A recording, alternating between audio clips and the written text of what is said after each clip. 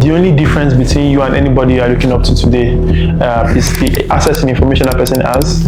I always say this, and I always tell people this: you can't be broke and proud at the same time. It doesn't make sense. You cannot be launching a new small business and you're already going to get office in Ikoyi. My parents really shaped me into who I am today. Hi, my name is Dayo Oloyede, CEO of Edala Development, and this is my story.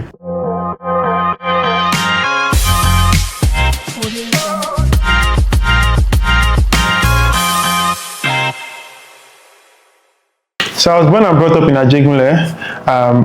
Come from a family of 4, very humble background.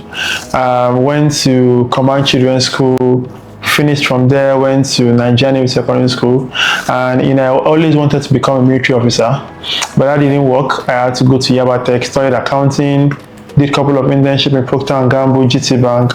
Then I had to go back to Unilag to get my BSc. Studied insurance in Unilag, finished from University of Lagos. But while in school, I tried to engage in as much as possible activities like running a clothing brand and doing small side gig here and there, which was in digital marketing, product management, business development, and a couple of other roles. During my stay in University of Lagos, I got a couple of internships, like internship in Sterling Bank, and after graduating from University of Lagos, we started to go fully into development. However, prior to that, while in 200 level, 300 level University of Lagos, me and my partner, which is Samuel Olatunde, started a real estate agency business, which is called Edala, and we were selling properties for people across different locations. However, we tried to focus on Akoka and its environment because that was like the closest circle of influence that we had, right?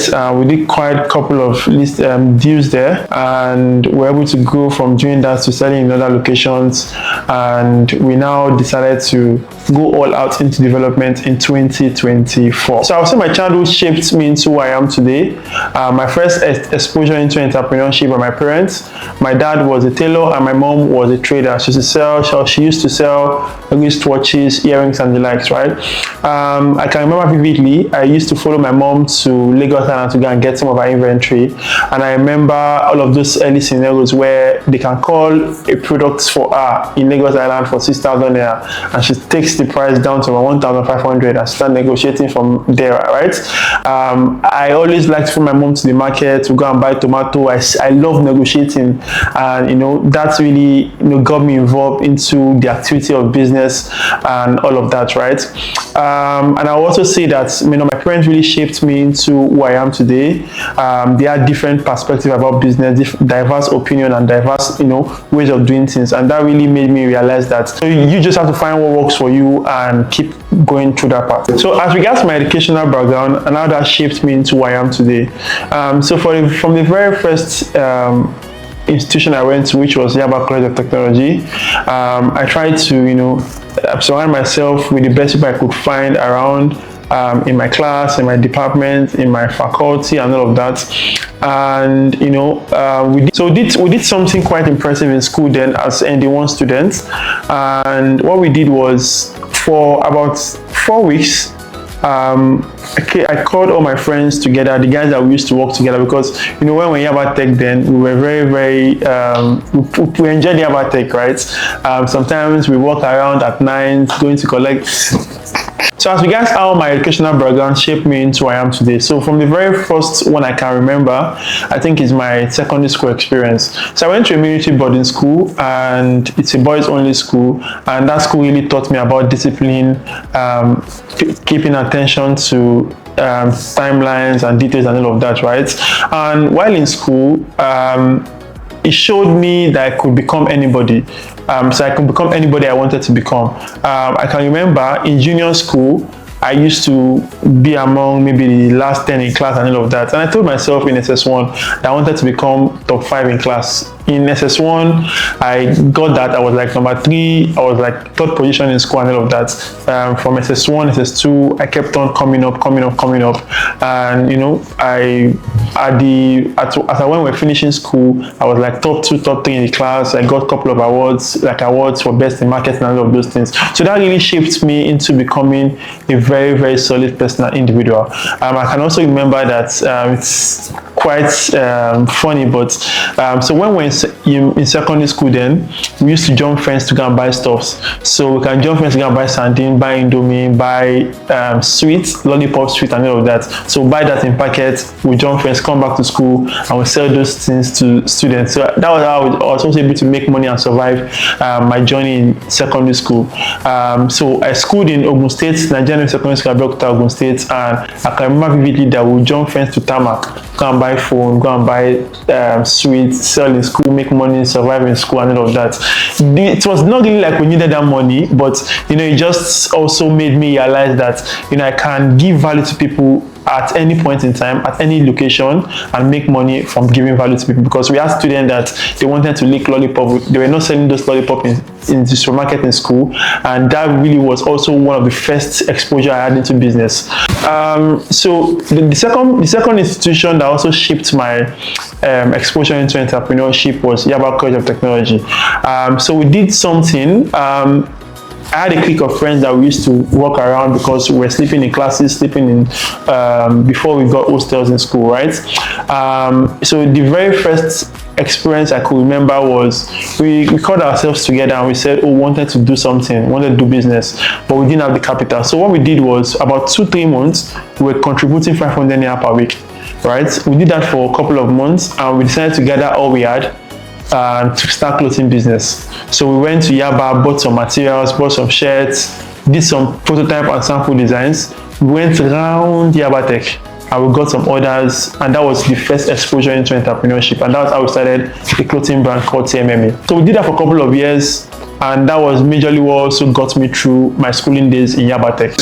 So also in Yaba Tech, I tried to also get myself involved in extracurricular activities like becoming an executive in the department. So during my time in Yaba Tech, my department, we hosted a couple of events. We had to go and get sponsors from PwC, KPMG. We had to write proposals, go and present to partners in those companies that finished from Yaba Tech, and got them to sponsor events, right? That was also very profound for me because it also gave me the exposure of raising money, right? So no matter how small those funds were, we were able to use those funds to achieve very significant results in school. So after Yaba Tech, got a couple of internships, like I said earlier, internship with GT Bank, Procter & Gamble, Sterling Bank, and that was like the basic foundation for my corporate experience generally. So after the old internships, right, it was also important that I got something more solid as a BSc, because I noticed the discrimination between OND, HND guys and the BSc graduates. So that was the major motivation for going to University of Lagos. And upon getting to University of Lagos, I would say University of Lagos really shaped me as an individual. It was like an ocean of opportunities. So I saw students like me already doing great stuff across different niches and different sectors, and that really got me excited about my journey in University of Lagos. So from year 1 to year 2, I was observing, looking at what people were doing, how they were doing it, and as at year 2, year 3, I decided to co-found Edala Homes with my partner, which was also my roommate in school, and that was how we started the business. Also in University of Lagos, I try and ensure that I was able to participate in as much as possible activities. In year 1, me and my partner, we decided to also compete for an entrepreneurship challenge with people in year 2, year 3, year 4, and we won the entrepreneurship competition. Like I said, me and my partner, we were actually also roommates, and we have been good friends for a couple of years before that. And we have also done a couple of businesses together, small gigs, 1 or 2 small gigs on the side. And we also did TMMA Wears, which is the clothing brand, together. So, like I said, in 200 level, we saw that there was an opportunity in the real estate space to also sell properties and also make money while selling properties, and that was how we got into the space. We decided to focus on our own closest location to sell, which was Pedro, Bagada, Yaba, Koka, and its environs, right? We sold long lease apartments for short lets, for rentals, and we achieved a lot of success with that. And we decided to take it a step further by doing luxury apartments and also outright properties, right? We did that for about 2-3 years, and the time came in 2024.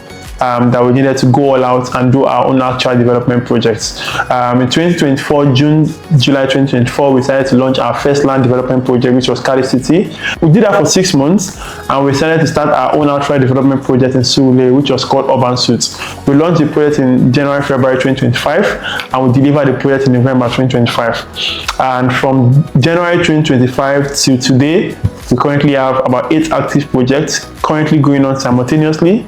About 2 of them are in line to be delivered in this quarter, which is Q1, and the others are scheduled to be delivered over the course of the year. I think the major mistake I think most young founders make is, trying to go from 0 to 100 all at once, right?